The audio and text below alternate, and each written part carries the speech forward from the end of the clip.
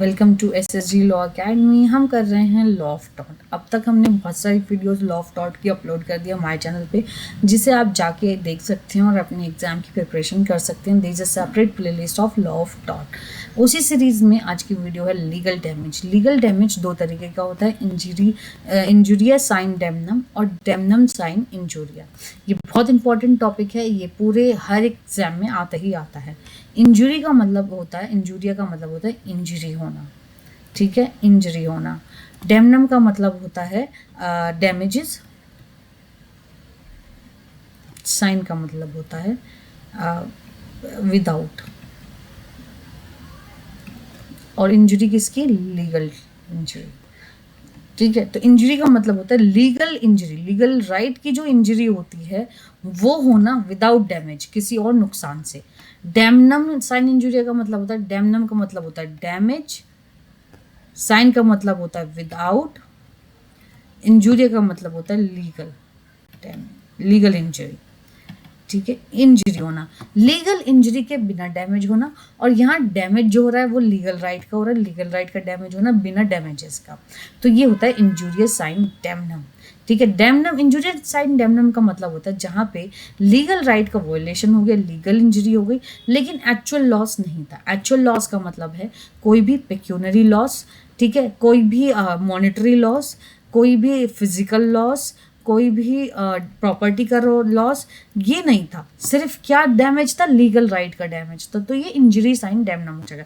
यहाँ पे इन्फ्रिंजमेंट हो रहा था किसी के राइट का जो कंफर्म्ड हुए हैं प्लेंटिफ पे।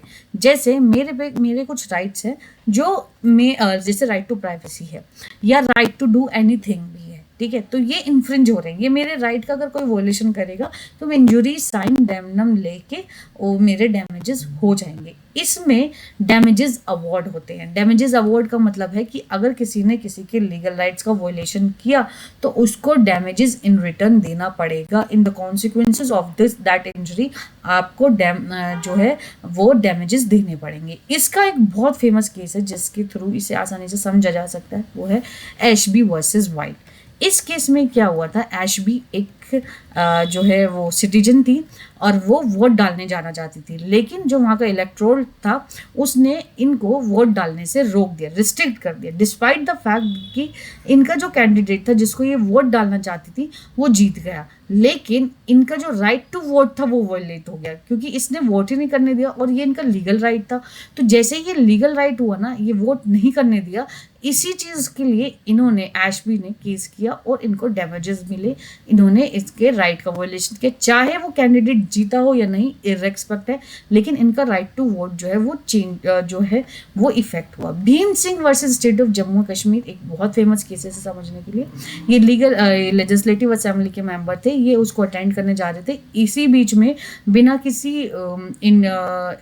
किसी इंट्यूशन के इनको गिरफ्तार कर लिया और इनकी जो राइट था असेंबली को अटेंड करने का वो वॉयलेट हुआ। तो यहाँ पे भी डैमेजेस अवॉर्ड हुए और इनको इनके जो लीगल राइट थे उसका वॉयलेशन हुआ, इसलिए इनको डैमेजेस अंडर कॉन्स्टिट्यूशन दिए गए। तो ये दो राइट हो गए जहाँ पे डेमनम साइन, इंजुरिया साइन डेमनम हुआ था, जहाँ पे लीगल राइट्स का वॉयलेशन हुआ था, लेकिन कोई और वॉयलेशन नहीं था, ना मॉनेटरी लॉस था, ना बॉडीली लॉस था, ना प्रॉपर्टी का लॉस था।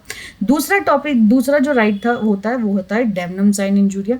डेमनम साइन इंजुरिया का मतलब होता है डैमेजेस मिलना लेकिन बिना इंजरी के, डैमेज हुआ है लेकिन लीगल इंजरी नहीं हुई। यहाँ पे एक्चुअल लॉस हुआ, चाहे मॉनेटरी लॉस हुआ हो, चाहे फिजिकल लॉस हुआ हो, चाहे प्रॉपर्टी का लॉस हो, कुछ भी लॉस हुआ हो, ऐसा एक्चुअल लॉस हुआ है लेकिन लीगल इंजरी नहीं है, ठीक है। और यहाँ पे कोई डैमेजेस नहीं दिए जाते हैं। इसका एक बहुत फेमस केस है जिससे आप इसको समझ सकते हो, Mughal steamship company versus MG George and company का। इसमें क्या हुआ था, एक कंपनी थी जिसने एक डक लिया हुआ था और जितने भी शिप्स थे, इसके पास कम से कम 50 शिप्स होंगे, उनके बेसिस पे ये बिजनेस कर रहा था इंपोर्ट एक्सपोर्ट का, और उसके हिसाब से अपनी मतलब अपने रेट्स डिसाइड करता था।